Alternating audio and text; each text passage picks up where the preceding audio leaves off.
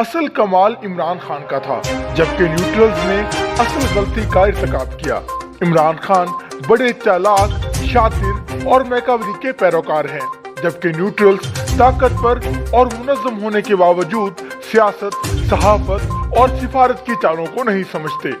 یہ تینوں grey areas کے شعبے ہیں اور یہاں کوئی بات بلیک اینڈ وائٹ میں نہیں ہوتی۔ جبکہ نیوٹرلز کی تربیت بلیک اینڈ وائٹ میں کی جاتی ہے، ان کی زندگی منظم ہوتی ہے۔ وہ زیادہ محنت کرتے ہیں، زیادہ پڑھتے اور لکھتے ہیں، لیکن بلیک اینڈ وائٹ سوچتے ہیں۔ ڈسپلن فورس ہونے کی وجہ سے وہ رائے پہلے بناتے ہیں اور پھر لکھتے پڑھتے وقت بھی اپنی رائے کے لیے دلائل تلاش کرتے ہیں، نہ کہ دلائل سن کر رائے قائم کر لیں۔ اب ایک طرف پیپلز پارٹی اور مسلم لیگ نون نے اپنی کارکردگی اور کرپشن کی وجہ سے نیوٹرلز کو پوری طرح مایوس کیا تھا، اور دوسری طرف عمران خان نے بڑی ہوشیاری اور چالاکی کے ساتھ نیوٹرلز کے سامنے اپنے آپ کو ایک ایسی متبادل فورس کے طور پر پیش کیا جو پاکستان کو کرپشن سے پاک کر دے گی، دو خاندانوں کی سیاسی اجارہ داری ختم کر دے گی اور عالمی برادری کو بھی پاکستان کے قدموں میں لا بٹھائے گی۔ چنانچہ 2010 سے نیوٹرلز عمران خان کی محبت اور زرداری اور نواز شریف کی مخالفت میں غیر جانبدار بن گئے۔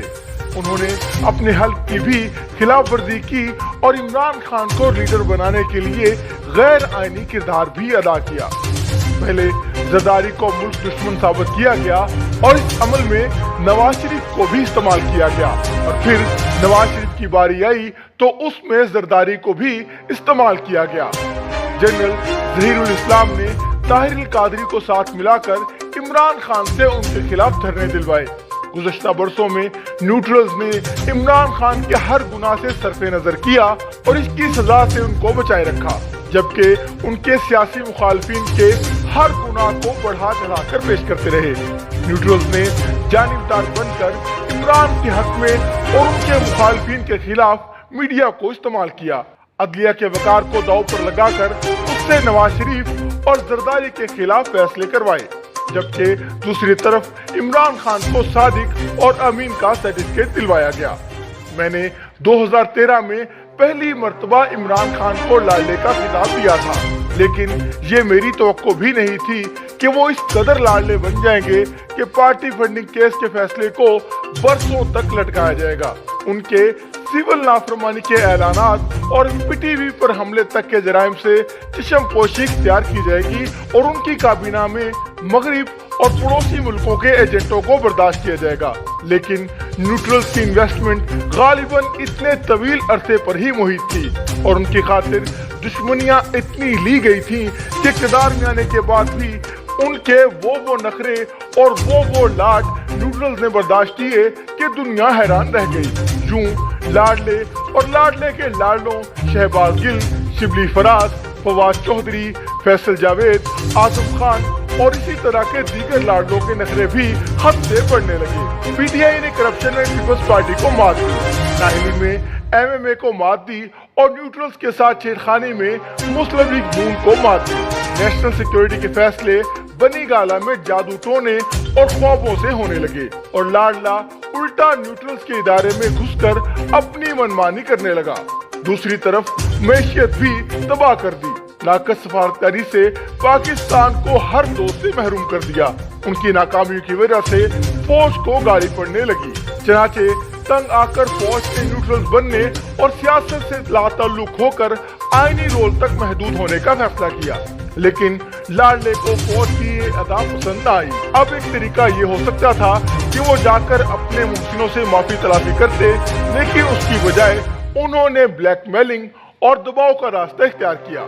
امریکی سازش کے جھوٹے بیانی کا اصل مقصد بھی ریاست اور فوج کو آزمائش سے دوچار کرنا تھا۔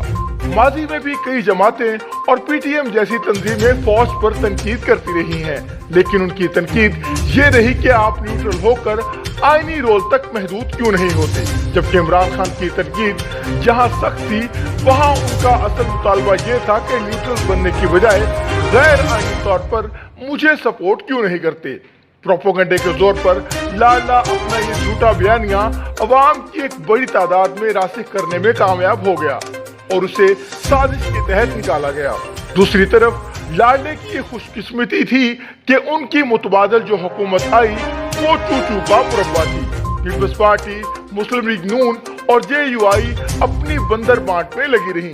ان کی نفسا نفسی اور زیادہ سے زیادہ سمیٹنے کا یہ عالم ہے کہ آج تک حکومت صوبوں کے گورنر نہیں لگا سکی، نہ بیانیاں بنا سکی اور نہ اسے پھیلانے کے لیے مؤثر میڈیا ٹیم سامنے لا سکی۔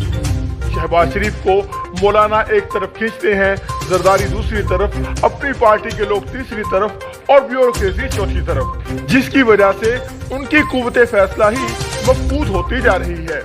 دوسری طرف نیوٹرل واقعی نیوٹرل ہو گئے تھے اور ان کا کہنا تھا کہ حکومت جانے، عمران خان جانے، نیب جانے اور عدالت جانے، جبکہ حکومت اس انتظار میں بیٹھی تھی کہ ان کے لیے اس طرح کے مسائل حل کیے جائیں جس طرح لاڈلے کے لیے کیے جاتے تھے۔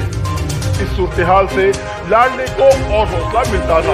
عدلیہ میں ان کی سپورٹ اور اداروں میں بعض لاڈلوں کے ان کے ساتھ اور ان کے حامی میڈیا کے درپردہ حوصلہ افزائی سے ان کا حوصلہ اور بڑھا، اور یہاں تک بڑھا کہ جنرل سرفراز اور دیگر شہداء کی شہادت کی آڑ میں سوشل میڈیا کے ذریعے گندی سیاست کھیلی اور بعد میں بنی گالا کے اندر کچھ سابق وزراء کے مشورے سے فوج میں پھوٹ ڈالنے کے لیے شہباز گل سے منصوبہ بندی کے ساتھ ایسا بیان دلوایا گیا کہ جس میں نچلے رینک کے لوگوں کو اپنی قیادت کے خلاف بغاوت پر اکسانے کی ناپاک کوشش کی گئی۔ چنانچہ نیوٹرلز کا پیمانہ صبر لبریز ہو گیا۔ نیوٹرلز نے کسی حد تک اپنی نیوٹرلٹی ختم کر دی، لیکن عمران خان کے لیے نہیں بلکہ اپنے ادارے کو بچانے کے لیے، جس کا آغاز شہباز گل سے ہو گیا۔ اب دیکھنا یہ ہے کہ نیوٹرلز کس حد تک غیر جانبدار بنتے ہیں اور کس حد تک متحرک ہوتے ہیں۔ پھر دیکھنا ہوگا کہ ان کے متحرک ہونے کی صورت میں عمران خان کے ساتھ کون کون کھڑا رہتا ہے۔ Subscribe to my channel and also press this bell icon.